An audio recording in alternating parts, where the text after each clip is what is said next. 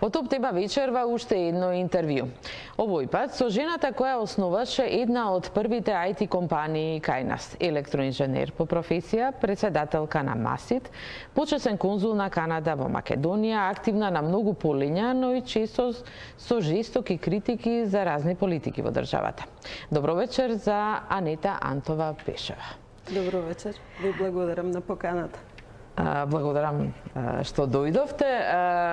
Додека истражував, не сте ви активна само на едно поле, како што кажав, навистина дури и неколку професии може имате, но сепак би почнала со нешто што е актуелно. Вие често сте гласни околу положбата на жената кај нас. Она што денеска се случува и се откри е една група повторно отворена на социјалните мрежи, овој пат на Телеграм, по примерот на Јавна соба, ако се сеќавате, каде што повторно има 60 фотографии на жени, корисниците се мажи, дури се вика машки домаќински муабети. Значи, повторно еден скандал по оној со Јавна соба, во исто време кога Комисијата за борба против дискриминација откри дека во учебната трета година во средните училишта жените се представени, ќе цитирам, дека раѓаат, перат и шијат, а мажите кои помагаат дома се папучари и слабичи. И дека самохраните мајки се главно кориснички на социјална помош. Ова се нареди во едно да дадеме една страшна слика. Страшна е сликата, да ви кажам. Јас се извинувам, но тоа од учебникот го немам видено, иако не се сомневам дека тоа е така. И не можам да разберам зошто поминуваат тие учебници без некоја контрола на стручни лица. Тоа сепак се случува заради тоа што ние имаме ерозија на интелектуалниот капацитет во државата. И тоа е еден многу голем проблем.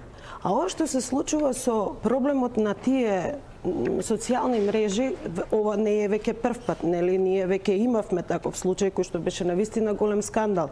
Дури девојчињата и тајно ги фотографирале, ги пуштале. Сепак мислам дека тука веќе и на ниво на цел свет тоа е голем проблем.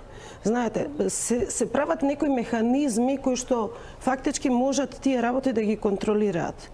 Проблемот е тоа што тоа почнува некако наивно, еви сами го кажавте насловот машки, не знам, домаќински муабети, а во суштина тоа потоа прераснува во нешто сосема друго.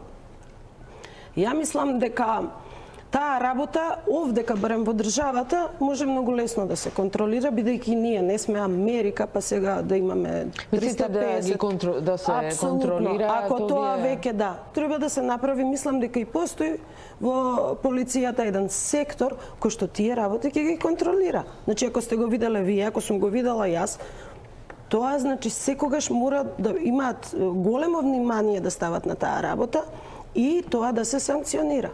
Кај нас поминуваат работите заради тоа што после некои такви грозни работи никој не одговара. И тоа е голем проблем. Значи, ние не чувме дури како заврши епилогот со тоа Јавна соба или како беше. Не видовме. Ке поминат секое, како да ви кажам, 3 дена ке зборуваме, емисии ке правиме, тоа ке се заврши после 3 месеци, не ни знаеме што се случило и никој за тоа не се интересира. Мора државата да си ги организира тие работи, а мислам дека тоа е комплицирана тема и на светско ниво. Али мислам дека државата како нас мала, дека тоа може да го контролира на крај краишта. Тоа е моето мислење и мислам дека тоа е страшно. Тоа што жената е ставена во една ситуација дека само треба да пере, да готви и да чисти, тоа е страшно. Значи, тоа е еден мачоизам кој што постои. Значи, ние не сме ни патриархат. Да сме патриархат, значи има такви држави, се знаат, тоа уредување се знае, познато е и тоа е така таму. Има правила на однесување. Овде нема правила на однесување. Тоа е големиот проблем. Што фактички се доведовме во една состојба која што е поназадна и од социјализмот. Значи во социјализмот жените беа скоро рамноправни, одеа на работа, мојата мајка одела на работа, тоа било најнормална работа. Ако во нешто била предност нашата држава, добро порано Југославија, тоа било тоа што фактички жените воопшто не било чудно дека одат на работа и дека плата земаат. Значи, тоа беше решено некако, Многу работи, право на абортус, кога да речеме во половина Европа. Да ви кажам, тоа било табу. Во капиталистичките земји они беа поназад од нас. Значи, и во една Америка, кога, да кажеме, ќе имате семејство и жената и да е образована, повеќето од нив остануваат дома да ги чуваат децата. Значи, сакам да кажам дека ние сме биле понапред во таа работа. Само што овдека не се веќе работи за уредување. Ова не е патриархално општество, не. Ова е мачо општество. Тоа е проблемот. А тоа јас многу добро го разликувам. Како тогаш се одлучивте како жена да почнете приватен бизнис пред околу 30 на години? Тоа е вашата утре компанија. Да. Е една од првите во 90-тите, прво во приватен бизнис, приватна компанија, а после во информатички технологии, каде што баш и немаше жени. Да ви кажам, немаше. Јас кога се запишував на универзитет, на факултетот, на електротехничкиот факултет, знаете, тоа беа 3-4 девојки ние бевме. Тоа беше втора генерација, ми се чини, на информатичари. И во тоа време некако јас бев и во Корчаген, и математичка, бев паралелка. Така некако природно ми одеше, сега не би навлегувала околу таа работа. Јас повеќе сакав филозофија и глума, ама ете така патот ме воведе да завршам електротехнички факултет. И мислам сега не се каам од оваа перспектива воопшто. Воопшто сега во моментов ми се чини дека ниедна девојка нема проблем да оди на техничките факултети. Јас дури сум и ментор на држам и предавања и на ФЕИТ и на тие организации каде што да кажеме ги охрабрувам младите девојки да одат во тие води. Значи, јас само сакам една работа да ви кажам. Иднината е во дигитализацијата и во IT секторот. Тоа што некој не го разбира е тоа дека ќе дојде време кога само тие кои што ќе ги работат дигиталните вештини, кои што ќе ги имаат дигиталните вештини, тие ќе обстанат и ќе имаат убав живот. Јас тука не мислам дека требаат сите инженери да станат. Него јас мислам дека и тие кои што се од другите професии, од право, од економија, од медицина, мора да имаат некакво, како да кажам, предзнаење за да бидат во водите на дигитализацијата. Бидејќи светот оди натаму. Ако сакате да се надоврзам на претходно прашање што ви беше, што зборувавме за рамноправноста на жените, јас повеќе пати сум го кажала ова, да знаете, не постои рамноправност ако немате финансиска независност. Значи, тука е клучот на тоа што треба жените да го направат. Јас како председател на МАСИД правевме неколку проекти со британската амбасада и со швајцарската амбасада на преквалификација и доквалификација на кадри кои што не се од IT секторот, со неформално образование. Имаме ние многу добри компании кои што го работат тоа и ни се членки. Така да мислам дека после тоа 80% од луѓето што го посетуваат тие курсеви добија работа. Ако жената не е финансиски независна, не може ако да зависи бара. од мажот или од ние можеме да одиме, да правиме NGO, да штрајкуваме, не знам, што сакате можеме, ама тоа рамноправноста нема да ни ја донесе.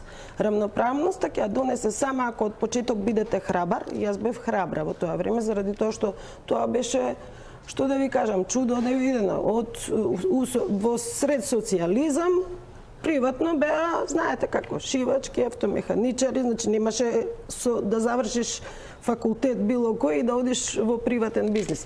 Али ете, мислам дека тоа се покажа, бидејќи мислам дека кај жените има една интуиција Јас и сопругот мој со мене, мислам, имав и два партнери, ама сепак некако јас ја направив иницијативата. Мислам во тоа време. Од вас потекна, да, од мене потекна, време. да. Мислам дека тоа ќе го потврдат сите. А како успеавте да ве послушаат тебе?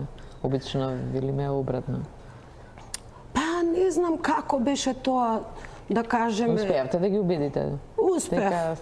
Прво јас сама почнав скоро да работам, значи они беа нешто на факултет, па асистенти, па и имаше еден-два проекти и јас, да кажеме, почнав сама да го правам тоа.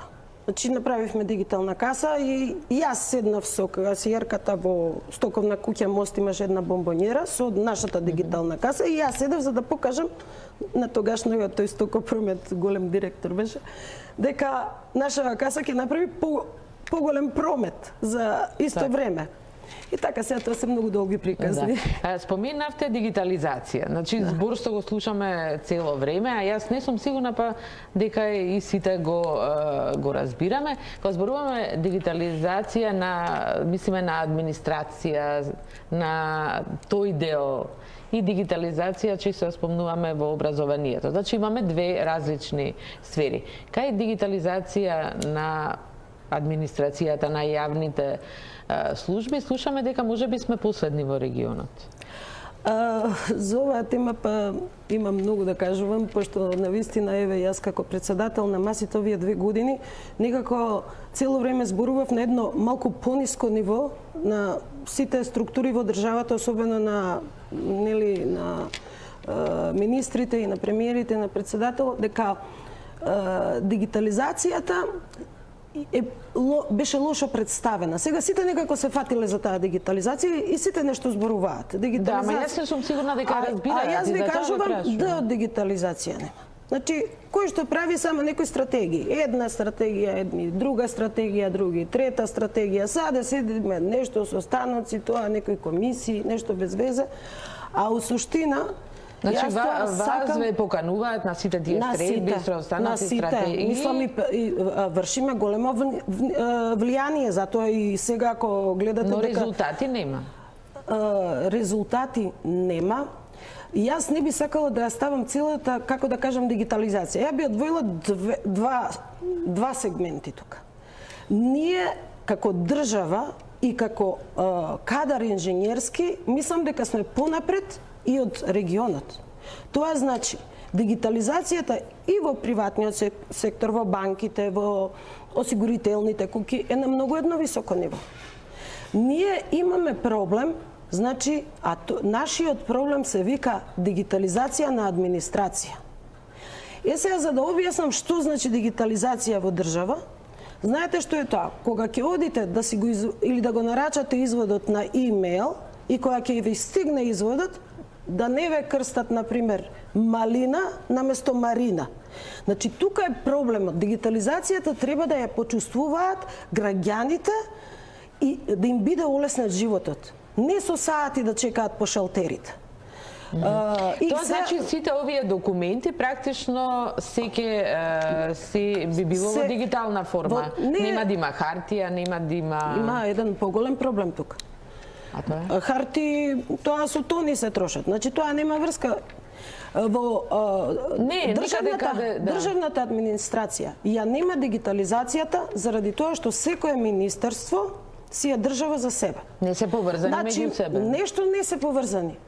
Тие фактички и не даваат податоци на друг. И тоа е многу интересен момент. Значи, вие сега, ако имате, не знам, матични книги, а тамо сте се родиле ја пред 50 години, како може да ми го сгрешат името во изводот? А вадам пасош, вадам лична карта.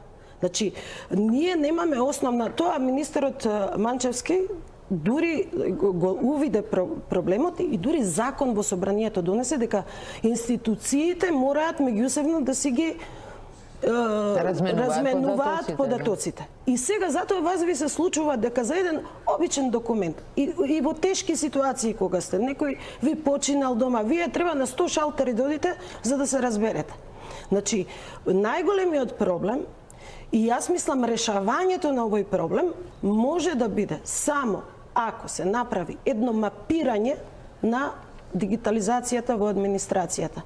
Бидејќи досега, знаете, многу пари се потрошени, ама секој кој како дошол министер или не е битно таму помошник си купувал по своја опрема. Значи, треба да се види дали системите се компатибилни, како да се стават во еден систем, па не сме ние кој знае колкава држава, мислам, навистина, тоа е проста работа за инженерите. И јас сакам да ви кажам, масите има, во Македонија има околу 2000 IT компании. Знаете дека 89% се правевме едно истражување со швајцарска амбасада, 89% работат само за странство.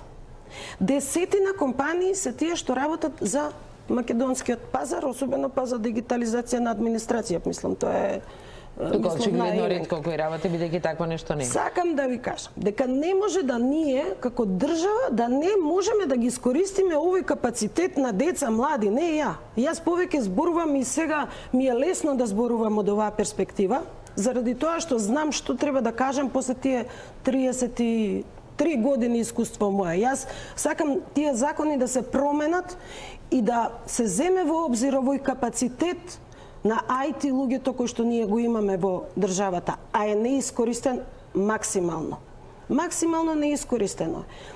Со тоа што тука има доста проблеми, сега не би навлагала зашто за оваа работа мислам стварно треба една посебна емисија. Го кажам. Но велите има компании, има млади луѓе, но тие дали би биле заинтересирани да работат нели во администрацијата, зборувам за IT компаниите од информатички технологии, бидејќи тие се најплатените вработени во моментот. Оваа индустрија е во приватниот сектор. Зборуваме за приватниот сектор. Како да се заинтересираат, ангажираат? Значи, оваа професија е единствена заради која остануваат во земјата. Сите останати гледаат да заминат, зборуваме за младите. Да, па јас имам примери дури во управниот одбор, неколку млади луѓе кои што работеле по 7-8 години во Германија, во Австралија, се вратени овде, кои си имаат направено своји компании и работат за надвор. Значи, прво и основно, кадрот за IT инженерството во самата администрација, тоа јас не можам да ви кажам колку е тешка работа да се реши. Бидејќи, знаете, во една приватна фирма која се запослува некој, не мора да е инженер, значи да има завршено и неформално образование. Тој ако го бива, не го ни прашуваа дали имаш ти диплома. Значи во администрацијата која ќе влезат, имате таа систематизација, чекај сега овој бил, не знам, инженер или факултет, овој магистар бил, овој доктор. И повторно на крај им се сведува платата на 400 евра. Па тоа е невозможно вие да задржите кадар. И има решение. Треба да се направи со компании, значи безбедносно сертифицирани. Значи, луѓе кои што работат во компаниите да бидат безбедносно сертифицирани и да се направи како едно јавно-приватно партнерство со министерствата.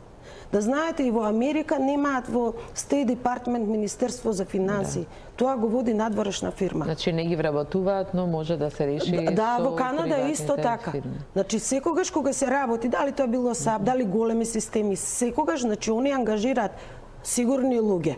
Значи, и дигитализацијата треба да се земе многу сериозно, дека тој што влегува во некоја институција, а е да кажем од странска држава, дека тоа утре може тоа да го искористи. Да, има безбедносни ризици, но и тоа се огромни ризици.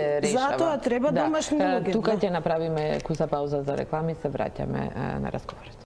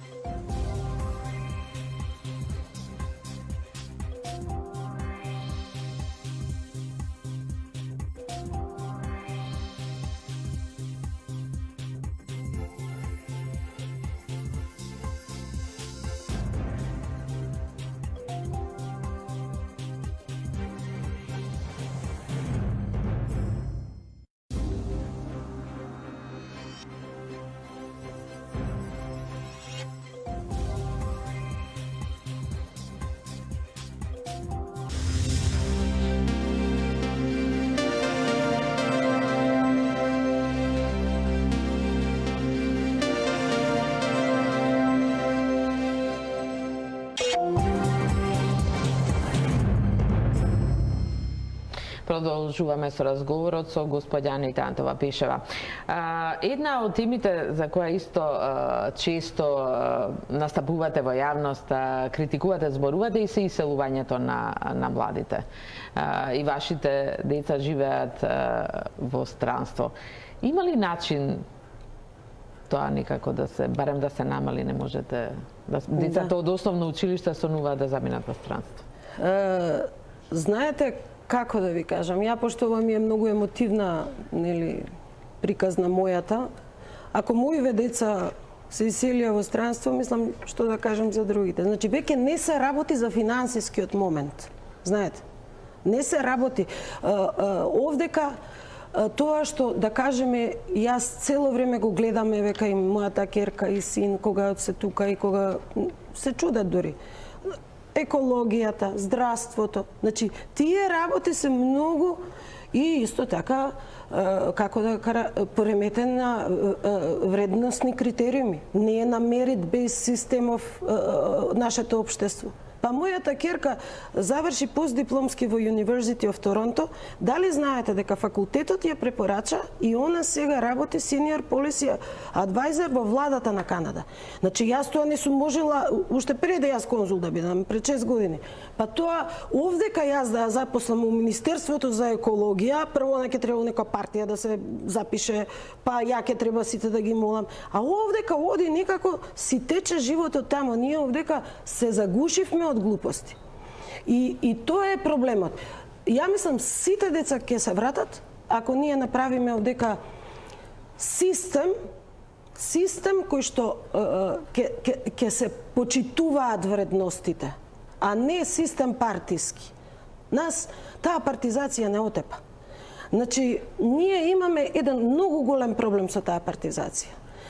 Вие имате партизација во здравство, имате во школство, во судство, секаде. Партизација, нели сите тоа модерно е да се каже. Може ли директори на клиники да ги става премиер или влада? Па тамо има, како да ви кажам, ниво Југославија не беше така. Се знае кој е кој. Не, оваа партија дошла, ќе ги сменам сега сите директори на клиники. Па работата е тоа што луѓето се искараа меѓу себе. Вие не можете во една клиника конзилијарно мислење да направите, па што сите се мрзат тргни. Да, таа подоба во општеството на сите нивоа е очигледно. Да, и мислам дека тоа малце убива, во другите држави воопшто тоа не е важно кој е на власт.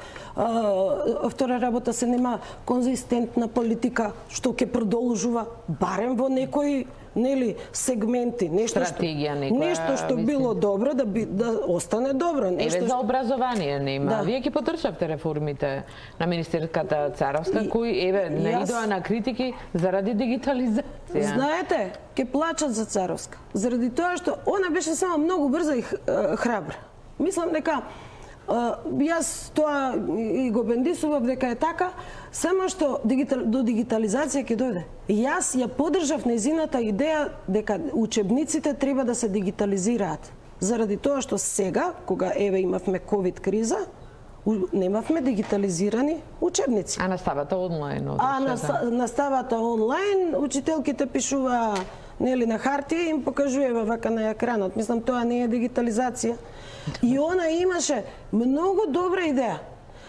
Само можеби не мораше. Јас мислам дека тоа до сега Бирото за образование требаше да го има направено.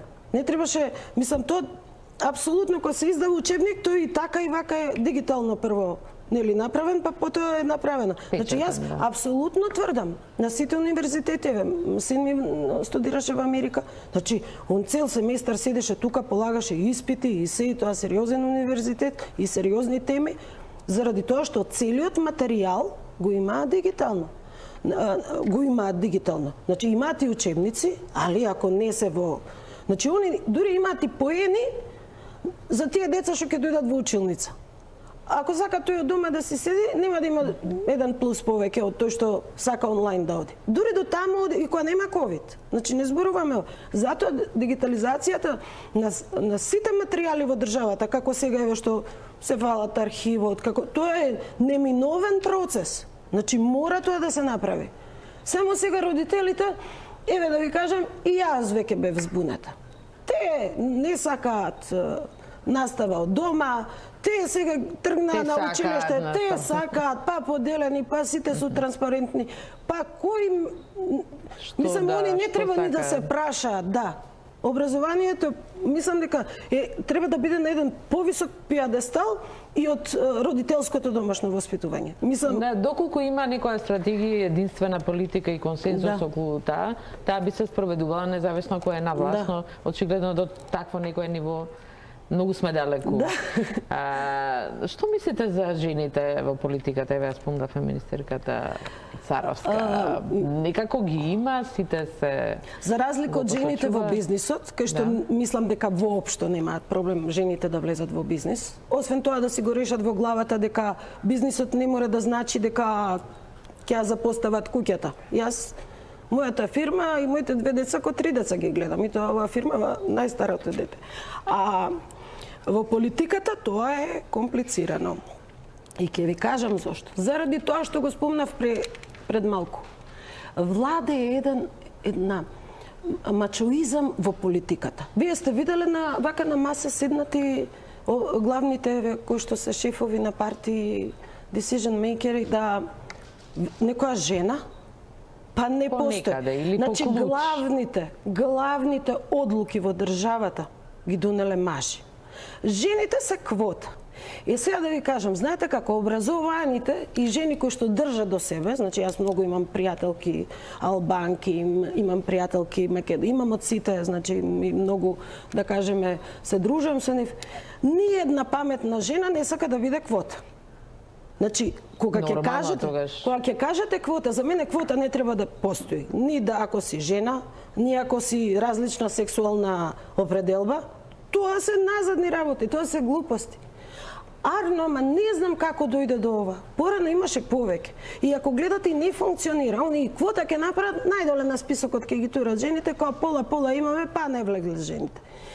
А втора работа, значи и тоа е еден систем на страф од жените, јас мислам. Ја мислам дека е тоа страф од жените. Мажите се плашат од жените, знаете како. Јас тоа го гледам и во бизнисот секогаш ме прашуваат дали сега имаш проблем.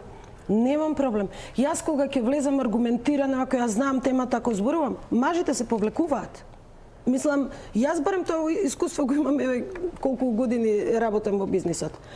Али во политиката е проблематично и сега, мислам, ќе се стави, не знам што ќе направи новиот премиер, секоја чест ќе видиме. Вие би влегле во политика, дали сте размислувале за тоа или еве што би направиле, со што прво би се зафатиле ако утре станете премиер?